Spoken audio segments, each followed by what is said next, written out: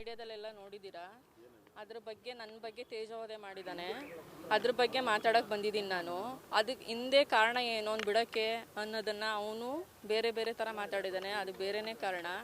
ಅವನು ಸ್ಟಾರ್ಟಿಂಗಿಂದನೂ ಹೇಳ್ತಾ ಇದ್ದೀನಿ ನೋಡಿ, ಮದುವೆ ಅವನು ನಮ್ಮದೇನು ಲವ್ ಮ್ಯಾರೇಜ್ ಎಲ್ಲ ಏನಿಲ್ಲ, ಅರೇಂಜ್ ಮ್ಯಾರೇಜೇ. ನಾನು ಒಪ್ಕೊಂಡಿದ್ದೇನೆ ನಮ್ಮ ಮನೇಲಿ ಮಾಡಿದ್ದು. ಮತ್ತೆ ಅವ್ನು ಕೇಳಿದ ಕಡೆನೇ ಬೆಂಗಳೂರಲ್ಲೇ ಮಾಡಿಕೊಟ್ಟಿದ್ದೀವಿ. ಅವನೇನು ಒಡವೆ ಕೇಳಿದ್ದ, ಬ್ರೇಸ್ಲೆಟ್ ಕೊಟ್ಟಿದ್ದೀವಿ, ಉಂಗುರ ಕೊಟ್ಟಿದ್ದೀವಿ, ಸೂಟ್ ಕೊಟ್ಟು ಮದುವೆಯಲ್ಲಿ ಅವನು ಎಲ್ಲಿ ಕೇಳ್ತಾನೆ ಚೌಟ್ರಿ ಬೆಂಗಳೂರಲ್ಲಿ ಅಲ್ಲೇ ಮಾಡಿಕೊಟ್ಟಿದ್ದಾರೆ ನಮ್ಮ ಮನೇಲಿ. ಅಷ್ಟೆಲ್ಲ ಆದಮೇಲೂ ಲಾಸ್ಟಲ್ಲಿ ಊಟ ಸಾಲಿಲ್ಲ ಕೆಲವ್ರಿಗೆ.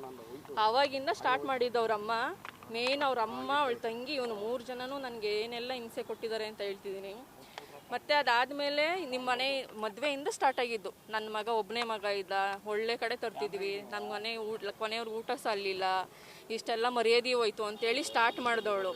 ನೆಕ್ಸ್ಟು ಅದರನ್ನೇ ಕಂಟಿನ್ಯೂ ಮಾಡಿದ್ರು. ನೆಕ್ಸ್ಟು ನಾನು ಒಂದು ತಿಂಗಳಲ್ಲಿ ಯಾರಾದರೂ ಪ್ರೆಗ್ನೆಂಟ್ ಆಗೋಕ್ಕೆ ಸಾಧ್ಯನಾ?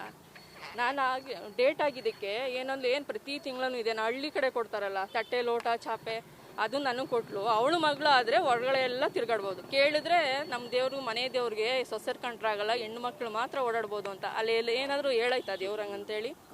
ನೆಕ್ಸ್ಟು ಖಂಡಿತ. ನೆಕ್ಸ್ಟ್ ಬಂದು ಏನಾಯಿತು, 3 ಮತ್ತೆ ನಾನು ಪ್ರೆಗ್ನೆಂಟ್ ಆದೆ. ಆದಮೇಲೆ ಅದು ಒಂಥರ ಇದು, ಅವಳ ಮಗಳಿಗೆ 18 ವರ್ಷ ಮಕ್ಕಳಿರಲಿಲ್ಲ. ನೆಕ್ಸ್ಟು ನಾನು ಪ್ರೆಗ್ನೆಂಟ್ ಆದಮೇಲೆ ಅವಳು ಮಕ್ಕಳಾಯಿತು. ಇವಳು ಮೊನ್ನೆ ಬಂದವಳಿಗಾಯ್ತು, ನನ್ನ ಮಗಳಿಗಿಲ್ಲ ಅಂತ ಅದರಿಂದ ಶುರು ಮಾಡಿದ್ಲು. ಮತ್ತು 3 ತಿಂಗಳು ನಾನು ಪ್ರೆಗ್ನೆಂಟಲ್ಲಿ ಅವಳು ಗಂಡ ತೀರ್ಕೊಂಡ, ಆಕ್ಸಿಡೆಂಟಾಗಿ ತೀರ್ಕೊಂಡ್ರು. ಅದಕ್ಕೆ ನಾನು ಹೊಣೆ. ಇವಳು ಬಂದು ಕಾಲುಗಳಿಗೆಯಲ್ಲಿ ನನ್ನ ಗಂಡ ತಿನ್ಕೊಂಡ್ಲು ಅಂತ ಪ್ರತಿದಿನ ಹಿಂಸೆ ಕೊಡೋಕೆ ಶುರು ಮಾಡಿದ್ಲು. ಇವಳು ಎಷ್ಟು ದಿನ ಅಂತ ಸಹಿಸ್ಕೊಳ್ಳೋಣ. ಅವಳು ಗಂಡ ಸತ್ತಿದ್ದ ದಿನ ಅವನ ತಂಗಿ ಮಗನೇನೆ ದುಡ್ಡು ಎತ್ಕೊಂಡು ಹೋಗಿದ್ದಾನೆ. ಅದಕ್ಕೂ ನಾನೇ ಕಾರಣ ಅದೇ. ಇವ್ರ ಮನೆಯವ್ರು ಕೊಟ್ಟು ಕಳಿಸ್ಬಿಟ್ಟಿದ್ದಾಳೆ ಅಂತೇಳಿ ಅದನ್ನು ಗಲಾಟೆ ಮಾಡಿ ನೆಕ್ಸ್ಟ್ ಬಂದು ಅವಳು ದಿನ ಇದೆ, ನಿನ್ನ ಗಳಿಗೆಲಿ ನೀನು ಬಂದು ಕಾಲುಗಳಿಗೆ ನನ್ನ ಗಂಡ ಸತ್ತ ಎಷ್ಟು ಅಂತ ಹಿಂಸೆ ತಳೋಣ. ಸ್ನಾನಕ್ಕೆ ಹೋದ್ರೆ ನೀರೆಲ್ಲ ಕಾಯಿಸ್ಕೊಳ್ಳೋದು, ಅಂಡೆ ಒಲೆದು ಒಳಕೆನೆ ನೀರು ತುಂಬಿಡೋಳು. ನನಗೂ ಸಹಿಸಕ್ಕೆ ಸಾಕು ಕೊನೆಗೆ. ಆಮೇಲೆ ಇನ್ನೂ ಒಂದು ಹೇಳ್ತೀನಿ, ಒಬ್ಬ ಗಂಡಸು ಹೊರಗಡೆಯಿಂದ ಬಂದರೆ ಸ್ಟಿಕ್ಕರ್ ಎಲ್ಲಿರುತ್ತೆ?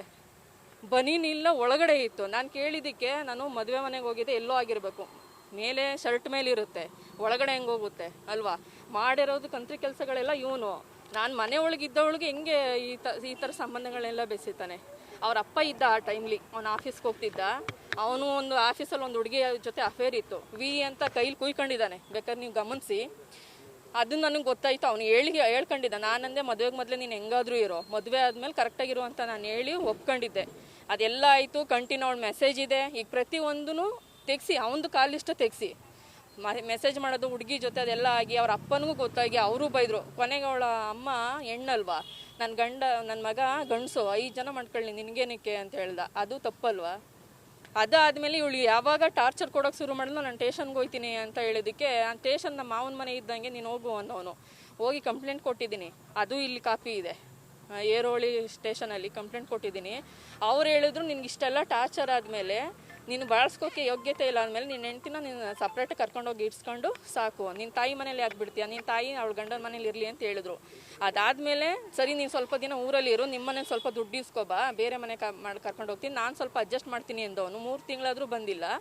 ತಕ್ಷಣಕ್ಕೆ ಡಿವೋರ್ಸ್ ಪೇಪರ್ ಕಳಿಸಿದ್ದಾನೆ ಮನೆಗೆ.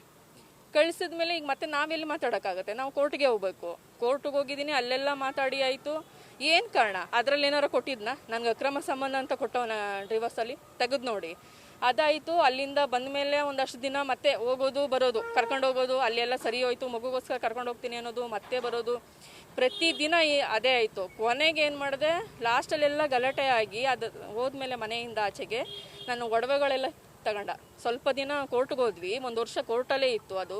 ಮತ್ತೆ ಬಂದು ಕರ್ಕೊಂಡು ಹೋದ್ಮೇಲೆ ನನ್ನ ಒಡವೆಗಳು ಏನೆಲ್ಲ ಇದೆ ಎಲ್ಲ ತಗೊಂಡ. ಅವ್ನು ಕುಡಿಯೋಕ್ಕೆ ಬೇಕಾದಾಗ ಒಂದೊಂದೇ ಒಡವೆ ತಗೊಳ್ಳೋದು, ಅಡ ಇಟ್ಕೊಳ್ಳೋದು. ಚೀಟಿ ನಾನು ಕೊಡ್ತಿರ್ಲಿಲ್ಲ, ನಿನಗೇನಕ್ಕೆ ನಾನು ಬಿಡಿಸ್ಕೊಡ್ತೀನಿ ಅಂತೇಳಿ.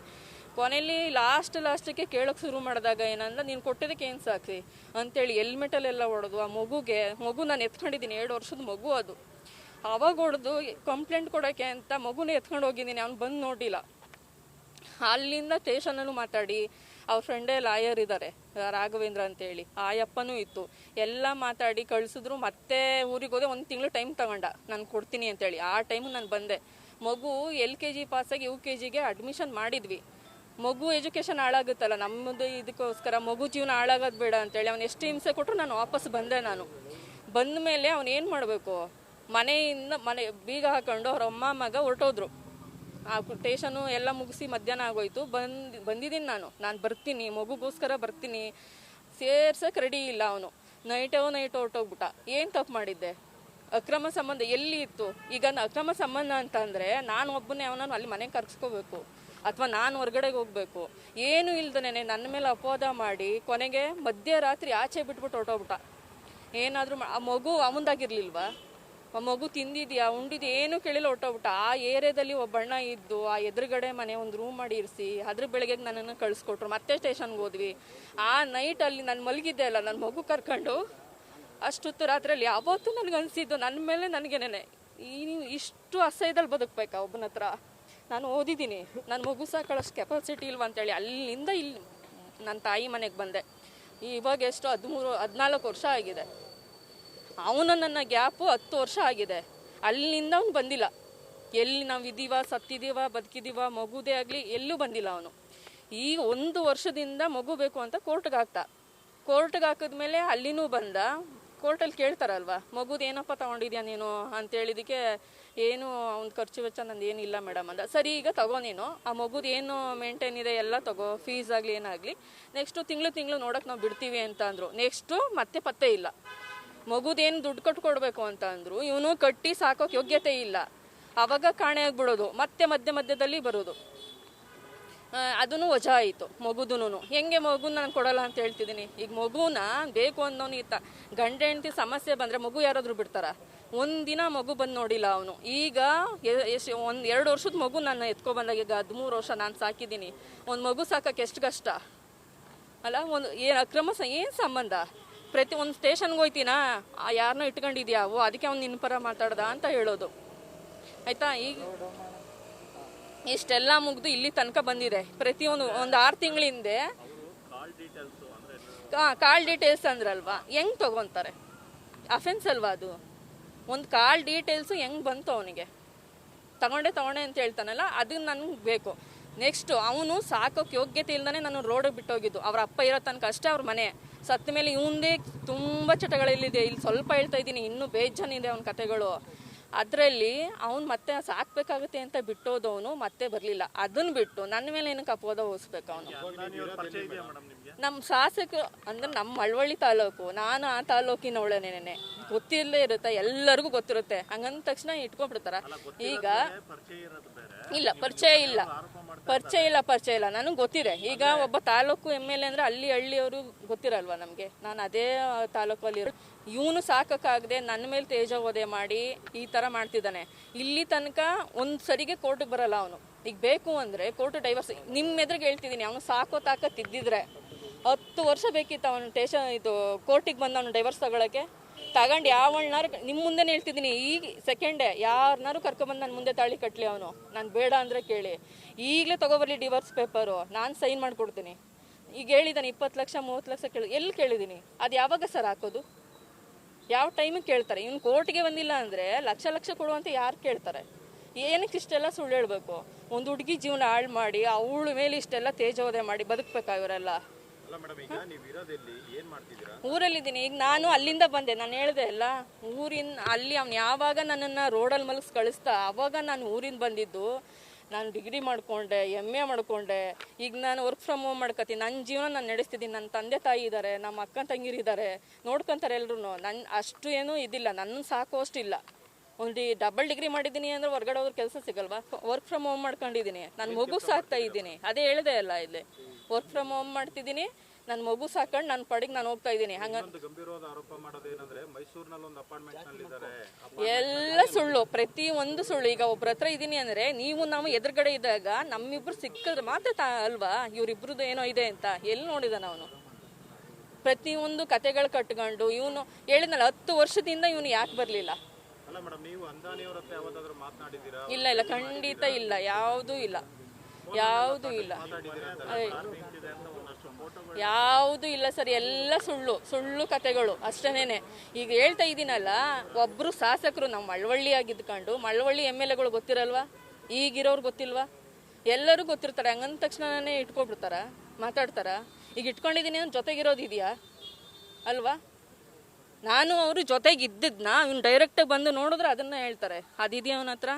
ಈಗ ಕಾಲ್ ಲಿಸ್ಟ್ ಅಂತಾನೆ, ಕಾಲ್ ಲಿಸ್ಟ್ ಹೆಂಗೆ ತೆಗ್ಸಕ್ಕೆ ಸಾಧ್ಯ? ಅದು ಯಾವ ಟೈಮಲ್ಲಿ ತೆಗಿತಾರೆ ನಿಮಗೆ ಗೊತ್ತಿರುತ್ತೆ ಅಲ್ವಾ? ಇವ್ನು ಹೆಂಗೆ ತೆಗ್ದ ಅದೆಲ್ಲ? ಇವನು ಇದೆ, ನಾನು ಹೇಳಿದೆ ಅಲ್ಲ, ಒಂದು ಹುಡುಗಿ ಇಟ್ಕೊಂಡು ಇವನು ನನಗೆ ಅವಳಿಗೂ ಮದುವೆ ಆಗಿದೆ, ಇವನ್ ಥರ ಒಂದು ಹೆಣ್ಣಿನ ಜೀವನ ಹಾಳು ಮಾಡೋಕೆ ನನಗೆ ಇಷ್ಟ ಇಲ್ಲ. ಅವಳಿಗೂ ಮದುವೆ ಆಗಿದೆ, ಅವ್ರು ತೆಗಿಸಿ ಅವನದೇ ಡೀಟೇಲ್ಸ್ ತೆಗಿಸಿ, ಅವನು ಏನೆಲ್ಲ ಹುಡುಗಿರ ಜೊತೆ ಮಾಡ್ತಿದ್ದ ಪ್ರತಿಯೊಂದು ಇದೆ.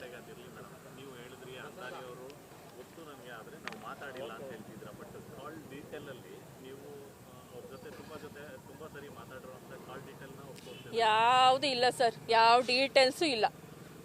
ಅಂದರೆ ನನ್ನ ಹತ್ರ ಫೋನೇ ಕೊಟ್ಟಿರಲಿಲ್ಲ ಅವನು. ನೀನು ನನ್ನ ಫೋನಲ್ಲೇ ಮಾತಾಡಬೇಕು ನಿನ್ನ ಮನೆಗೆ ಅಂತೇಳಿ ಅವ್ನ ಫೋನಲ್ಲಿ ವಿತ್ ರೆಕಾರ್ಡು. ಅವ್ನ ಮನೇಲಿ ಏನೇ ಹಿಂಸೆ ಕೊಟ್ಟರು ನಾನು ನನ್ನ ಮನೆಗೆ ಹೇಳಂಗಿಲ್ಲ. ಅವ್ನು ಕೊಟ್ಟರು ನಾನು ಹೇಳ್ಕೊಂಡಿಲ್ಲ, ಯಾಕೆಂದರೆ ನಾನು ನೋಡಿ ಮದುವೆ ಮಾಡ್ಕೊಂಡಿದ್ದು, ನಾನು ತೋರಿಸಿದ್ದಕ್ಕೆ ಅವ್ರು ಮಾಡಿದ್ದು. ಇಲ್ಲ ಸರ್, ಜೂನಲ್ಲಿ ನಾನು ನೋಡಿ ಹೋಗಿದ್ದವನು, ಮದುವೆ ಆಗಿದ್ದು ನವೆಂಬರ್. ಅಲ್ಲಿ ತನಕ ಅವ್ನು ಏನು ಮಾಡ್ತಿದ್ದ? ಈಗ ನನಗೇನೋ ಬೇರೆ ಥರ ಇದೆ ಅಂದರೆ ಅವ್ನು ಬಂದು ಕಂಡುಹಿಡಿಬೋದಿತ್ತು. ನಮ್ಮ ಊರಿಗೆಲ್ಲ ನಾನು ಬೇಲಿ ಹಾಕಿರಲಿಲ್ಲ ಅಲ್ವಾ? ನಮ್ಮೂರವ್ರು ಇಬ್ಬರು ಮದುವೆ ಆಗಿದ್ದಾರೆ, ಅವ್ರೂರ್ಗೆನೇನೆ ಅವ್ರು ಕೇಳ್ಬೋದಿತ್ತು ಆ ಹುಡುಗಿಗೆ ಅಂತ. ನಾವು ಬಲವಂತ ಮಾಡ್ಕೊಂಡಿಲ್ಲ. ಇವ್ನು ಕುಡಿತಾನೆ ಇಲ್ವಾ ಅಂತ ಅವ್ನು ಕೇಳಿದೆ. ಇನ್ನೊಂದ್ಸರಿಗೆ ಏನೋ ಯಾವಾಗಲೂ ಅವನೇ ಫೋನ್ ಮಾಡಿ ಒಂಥರ ಕುಡ್ದೋರ್ ಥರ ಮಾತಾಡ್ದ. ಅವ್ರ ಅಮ್ಮನಿಗೆ ಹೇಳಿದೆ, ನಿಮ್ಮ ಮಗ ಕುಡಿತಾನೆ ಅನ್ಸುತ್ತೆ, ನಾನು ಒಪ್ಕೊಳ್ಳಲ್ಲ, ಇನ್ನೂ ಎಂಗೇಜ್ಮೆಂಟ್ ಆಗಿಲ್ಲ ಏನಿಲ್ಲ, ನೋಡೋಗಿದ್ರು. ಇಲ್ಲ ನನಗೆ ಬೇಡ ಅಮ್ಮ ಅಂದಿದ್ದಕ್ಕೆ ರಾತ್ರಿ ಬಂದ್ಬಿಟ್ಲು. ಇಲ್ಲ ನನ್ನ ಮಗ ಸುಮ್ಮನೆ ಎಲ್ಲೋ ತಮಾಷೆ ಮಾಡಿರ್ಬೇಕು, ಅವ್ನಿಗೆ ಯಾವುದೇ ಚಟಗಳಿಲ್ಲ ಅಂತ. 108 ಚಟಗಳಿದೆ ಅವನಿಗೆ.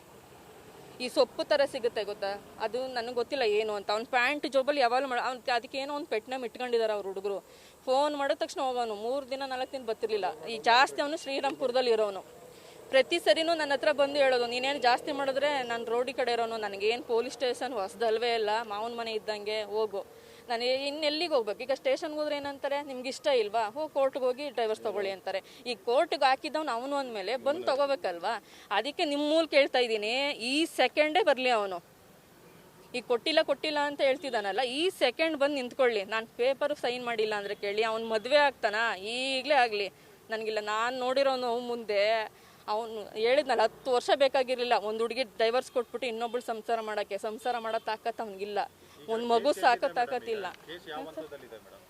ಅದು ಡಿವೋರ್ಸ್ಗೆ ನಡೀತಾ ಇದೆ. ಇವ್ನು ಬರದೇ ಇರೋದ್ರಿಂದ ಅದು ಹಾಗೇ ಇದೆ. ಇವ್ನು ಬರ್ತಾನೆ ಬರಲ್ಲ, ಅದು ಹೇಳಿಲ್ವಾ, ಮಗು ಬೇಕು ಅಂತ ಬರ್ತಾನೆ. ಆ ಮಗುಗೆ ಏನಾದರೂ ಮೇಂಟೆನೆನ್ಸ್ ಕಟ್ಕೊಡು, ಫೀಸ್ ಕಟ್ಕೊಡು ಅಂದಾಗ ನಾನೆಲ್ಲಿ ತಂದ್ಕೊಡ್ಲಿಲ್ಲ ಅಂದಮೇಲೆ ಏನಕ್ಕೆ ಬೇಕು ಮಗು?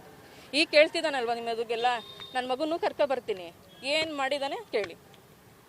ಏನು ಮಾಡಲಿಲ್ಲ ಅಂದರೆ ಈಗ ಕೋರ್ಟ್ ಪ್ರಕಾರನೇ ಹೋಗೋಣ ಸರ್. ಈಗ ಅವನು, ನಾನು ಹೇಳ್ತಿದ್ದೀನಲ್ಲ ಸರ್, ಅವನು ಫಸ್ಟು ಯೂಟ್ಯೂಬಲ್ಲಿ ಬಂದಾಗ್ಲೂ ನಾನು ಆಚೆ ಬಂದಿಲ್ಲ. ಕಾರಣ ನನ್ನ ಮಗ. ಅವನೇನೆಲ್ಲ ಬಿಟ್ಟು ನಿಂತಿದ್ದಾನೆ. ನನಗೆ ನನ್ನ ಮಗನ ಜವಾಬ್ದಾರಿ ಇದೆ. ನಾಳೆ ನನ್ನ ಮಗನ ಮನ್ಸಿಗೆ ಹಾಳಾಗುತ್ತೆ ಅಥವಾ ಅವನು ಪರಿಣಾಮ ಬೀರುತ್ತಿದ್ರಿಂದ ಅಂತಾಗಿ ಒಳಗಡೆ ಇದ್ನ ಹೊತ್ತು ಇವ್ನಿಗೆ ಎದ್ರಕೊಂಡು ಹೋಗಿಲ್ಲ. ಇವನು ಎಷ್ಟೇ ಮರ್ಯಾದೆ ತಗೋಬೋದು, ಇದರಿಂದ ನನಗೆ ಮರ್ಯಾದೆ ಹೋಗಿಲ್ಲ. ಯಾವತ್ತೂ ಗೊತ್ತಾ ನನಗೆ ಮರ್ಯಾದೆ ಹೋಗೋದು? ನಾನು ಎತ್ತು ಮಗ, ನೀನು ಸರಿಯಿಲ್ಲ ಅಮ್ಮ ಅಂತಾನಲ್ಲ, ಅವತ್ತು ನನಗೆ ಹೇಳಲಿ. ಇವನು ಅಲ್ಲ, ಸಾಕೋಕ್ಕಾಗದೆ ಯೋಗ್ಯತೆ ಇಲ್ದೇ ರೋಡಲ್ಲಿ ಬಿಟ್ಟೋದವನೇ ಹಿಂಗೆ ಆಡ್ತಿರ್ಬೇಕಾದ್ರೆ ಮರ್ಯಾದೆಯಿಂದ ನನ್ನ ಮಗನ ಸಾಕ್ತಾ ಇದ್ದೀನಿ. 13 ವರ್ಷ ಬೆಳೆಸಿದ್ದೀನಿ. ಈಗ 13 ವರ್ಷ ಒಂದು ಮಗುದು ಒಂದು ಸ್ಕೂಲ್ ಫೀಸ್ ಆಗಲಿ ಎಷ್ಟು ಖರ್ಚಿರುತ್ತೆ ಒಂದು ವರ್ಷಕ್ಕೆ ನೋಡ್ಕೊಂಡು ಹೋಗ್ತಿದ್ದೀನಿ. ಅವನು ಒಂದು ಪೆನ್ಸಿಲ್ ಇದಿಲ್ಲ.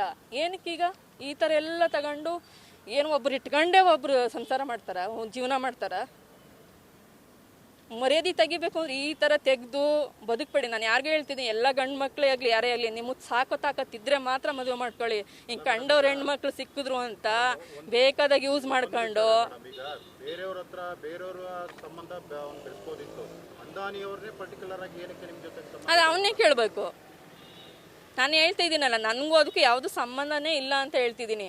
ಈಗ ನಾನು ಹೇಳ್ತಿದ್ದೀನಿ, ಅದು ಯಾವುದೋ ಒಂದು ಹುಡುಗಿ ಇಟ್ಕೊಂಡಿದ್ದ ಅದು ಎಲ್ಲ ತೆಗಿಸ್ಲಿ. ಈಗ ಹೇಳ್ತಿದ್ದೀನಲ್ಲ, ಕಾನೂನು ಮೂಲಕನೇ ಹೋಗ್ತೀನಿ ನಾನು. ಅವನ ಥರ ಎಲ್ಲೋ ಕದ್ದು ನಿಂತ್ಕೊಂಡು ವೀಡಿಯೋ ಮಾಡಿಬಿಟ್ಟು ಈಗ ಯೂಟ್ಯೂಬ್ ಮಾಡಿದ 15 ದಿನ ಪತ್ತೆ ಇಲ್ಲ. ಈಗೆಲ್ಲ ಸರಿ ಇದ್ದಿದ್ರೆ ಎದುರುಗಡೆ ಬರ್ಬೋದಿತ್ತಲ್ವ? ಬಂದೇ ಇಲ್ಲ ಅವನು. 15 ದಿನ ಕಾಣಿಸಿಲ್ಲ ಅವನು, ಎಲ್ಲೋಗಿದ್ದ? ಈಗ ನಾನು ಕರೆಕ್ಟ್ ಇದ್ದೀನಿ ಅಂದಮೇಲೆ ವೀಡಿಯೋ ಮಾಡಿಬಿಟ್ಟ ಯೂಟ್ಯೂಬಲ್ಲೆಲ್ಲ ಅವನದೇನೇನೆ. ನಾನು ಬಂದಿಲ್ಲ, ಮತ್ತೆ ಕೋರ್ಟ್ಗೆ ಹೋಗಿ ಸ್ಟೇಷನ್ಗೆಲ್ಲ ಹೋಗಿದ್ದೀವಿ. 15 ದಿನ ಎಲ್ಲ ಉತ್ಕೊಂಡಿದ್ದ ಅಲ್ವಾ? ಸತ್ಯ ಇದ್ರೆ ಆಚೆ ಬರಬೇಕಿತ್ತು, ಯಾಕೆ ಬರಲಿಲ್ಲ ಅವನು? ಮತ್ತೆ ಈಗ ಬಂದಿದ್ದಾನೆ. ಈಗ ಕೋರ್ಟ್ ಹತ್ರ ಹೋಗ್ಬೇಕು. ಈಗ ನಿಮ್ಮ ಹತ್ರನೇ ನೀವು ಡೈವರ್ಸ್ ಕೊಡಿಸಿ ಅಂದರೆ ನನಗೆ ಕೊಡಿಸ್ತೀರಾ ನೀವು? ನಾನು ಎಲ್ಲಿ ಹೋಗ್ಬೇಕು?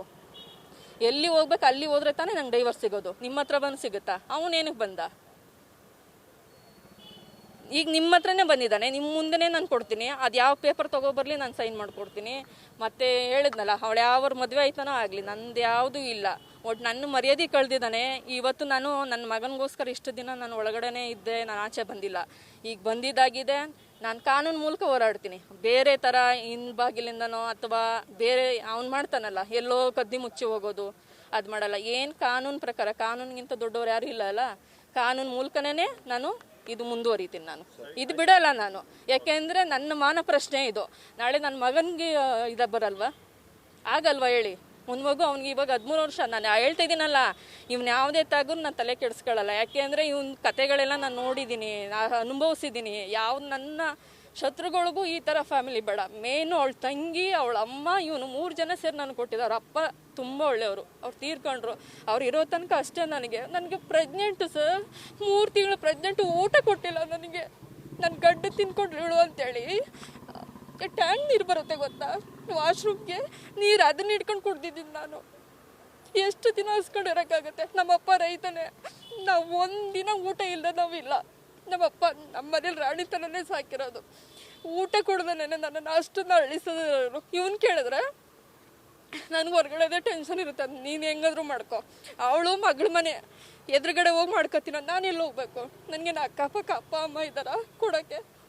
ಬಸ್ರಿ ಸರ್, ಮಗು ಹೊಟ್ಟೆಲಿರೋ ಮಗು ಅವನದಲ್ವಾ? ಬರೀ ನೀರು ಕುಡ್ಕೊಂಡಿದ್ದೀನಿ. ಕೊನೆಗೆ ಯಾರೋ ಅವ್ರು ಇಲ್ದಿರೋ ಟೈಮಲ್ಲಿ ರೋಡಲ್ಲಿ ಯಾರೋ ಹೋಗೋರ ಹತ್ರ ಫೋನ್ ಇಸ್ಕೊಂಡು ನಮ್ಮ ಮನೆಗೆ ಫೋನ್ ಮಾಡಿ, ನೀವು ಬಂದಿಲ್ಲ, ನೀನು ಒಂದಿನ ನಾನು ಸತ್ತೋಗ್ತೀನಿ ಅಂತ ಹೇಳಿದೆ. ಆಗ ನಮ್ಮಪ್ಪ, ಪಾಪ ಅವ್ರು ಪೊಲೀಸ್ ಒಳ್ಳೆಯವರಲ್ಲ, ನಿಮ್ಮ ಅವ್ರ ತಿಥಿ ಮುಗಿದ ತಕ್ಷಣ ಕರ್ಕೊಂಡು ಹೋಗ್ಬಿಡ್ತೀವಿ ಇರವ ಅಂತೇಳಿ, ಆ ತಿಥಿ ಮುಗಿದ ತಕ್ಷಣ ನಾನು ಕರ್ಕೊಂಡು ಹೋದ್ರು. ಅಕಸ್ಮಾತ್ ಇಲ್ಲಿ ತನಕ ಇದ್ದಿದ್ರೆ ನಾನು ಇಲ್ಲ, ನನ್ನ ಮಗುನೂ ಇಲ್ಲ. ಅವ್ರ ಅವ್ವನೇ ಇದಕ್ಕೆ ಮೇಯ್ನು, ಸಾಯಿಸಿ ಬಿಡು. ಕೊಟ್ಟಿದ್ದೀನಿ. ಇಲ್ಲಿ ಅವನು ಒಡವೆಗಳೇ ಇದೆ ಅಲ್ವಾ, ನಾನೇನು ತಗೊಂಡಿಲ್ಲ ಅಂತಾನೆ. ನಾನು ಎಷ್ಟು ಒಡವೆಗಳು ತಗೊಂಡಿದ್ದೆ, ಅದು ಬೆಂಗಳೂರಲ್ಲಿ ಇದೆ, ಅದು ಇದೆ, ಕಾಪಿ ಇದೆ. ನೆಕ್ಸ್ಟ್ ಈಗ ಯೂಟ್ಯೂಬಲ್ಲೆಲ್ಲ ಬಿಟ್ಟ, ಅದಿದು 6 FIR ಇದೆ ಅವನ ಮೇಲೆ ಅಲ್ಲ, ಪ್ರತಿಯೊಂದು ಇದೆ ಡೀಟೇಲ್ಸ್. ಅವನು ಏನೇನು ಸುಳ್ಳು ಹೇಳಿದಾನೆ, ಅವನು ಬಾಯಿಲ್ ಸುಳ್ಳು ಹೇಳಿರ್ಬೋದು, ನನ್ನ ಹತ್ರ ರೆಕಾರ್ಡ್ ಇದೆ. ಹೇಳಲಿಲ್ವಾ? ಹಾಂ, ಈಗ ಕಮಿಷನ್ ಕೊಟ್ಟಿದ್ದೀನಿ ನಾನು, ಇಲ್ಲಿ ಪೊಲೀಸು SP ಕೊಟ್ಟಿದ್ದೀನಿ ನಾನು. ಇಲ್ಲಿ ತಗೊತೀನಿ, ಈಸ್ಕೊಂಡಿದ್ದಾರೆ, ಮಾತಾಡ್ತೀನಿ ಅಂತ ಹೇಳಿದ್ದಾರೆ. ಅದೇ ಮತ್ತೆ ಈಗ ನಿಮ್ಮ ಹತ್ರ ಮಾತಾಡ್ತಿದ್ದೀನಿ. ಇನ್ನು ನೆಕ್ಸ್ಟ್ ಹೇಳಿದಲ್ಲ, ಇನ್ನು ಕೋರ್ಟ್ ಮುಖಾಂತರ ನಮ್ದು ಏನಿದೆ ಅದನ್ನು ಪರಿಹಾರ ಮಾಡ್ಕೊಂಡು ನಿಮ್ಮ ಮುಂದೆನೇ ಹೇಳ್ತಾ ಇದ್ದೀನಿ. ನೆಕ್ಸ್ಟ್ ಅವ್ನು ಕೋರ್ಟಿಗೆ ಬಂದಿಲ್ಲ ಅಂದ್ರೆ ನಾನು ನಿಮ್ಮ ಮುಂದೆನೇ ಬರ್ತೀನಿ, ಆಯಿತಾ? ಈಗ ಹೇಳಿದ್ದಾನೆ ಕೊಡಲ್ಲ ಅಂತ, ಈಗಲೇ ಕಳಿಸಿ, ಈ ಸೆಕೆಂಡಲ್ಲಿ ಕೊಡೋಕೆ ನಾನು ರೆಡಿ ಇದ್ದೀನಿ. ನಾವು ಯಾವುದೇ ಲಕ್ಷ ಕೇಳಿಲ್ಲ. ಅವನು ಎಂಥವನು ಅಂತ ಗೊತ್ತಿದೆ. ನಾನು ಈಗಲೇ ಹೇಳಿದ್ದು ಅಷ್ಟು, ಅವನ ಹತ್ರ ಬೇಡ. ನನ್ನ ಒಡವೆಗಳೇನಿದೆ, ನಮ್ಮ ಅಪ್ಪ ಅಮ್ಮ ಏನು ಮದುವೆ ಖರ್ಚು ಮಾಡಿದ್ದಾರೆ ಅದನ್ನು ಕೊಟ್ಬಿಟ್ಟು ನೀನು ತಗೊಂಡೋಗು. ನಿನ್ನ ದುಡ್ಡು ಅಂತ ನನಗೆ ಬೇಡ ಅಂತಲೇ ಹೇಳಿದ್ದೀನಿ ನಾನು. ಇವ್ನು ಹೆಂಗೆ 20 ಲಕ್ಷ 30 ಲಕ್ಷ ಕೇಳ್ತಾರೆ ಅಂತ ಹೇಳ್ದ. ನನಗೆ ಇನ್ಯಾವುದು ಯೋಚನೆ ಇಲ್ಲ ಸರ್. ನನ್ನ ಪ್ರೆಗ್ನೆಂಟಲ್ಲಿ ಒಂದು ಊಟ ಕೊಡ್ದೇನೆ ನನ್ನನ್ನು ಅಷ್ಟು ಕೊರಗಿಸಿದ್ರೆ ಅವ್ರು ಉದ್ಧಾರ ಆಗ್ತಾರ?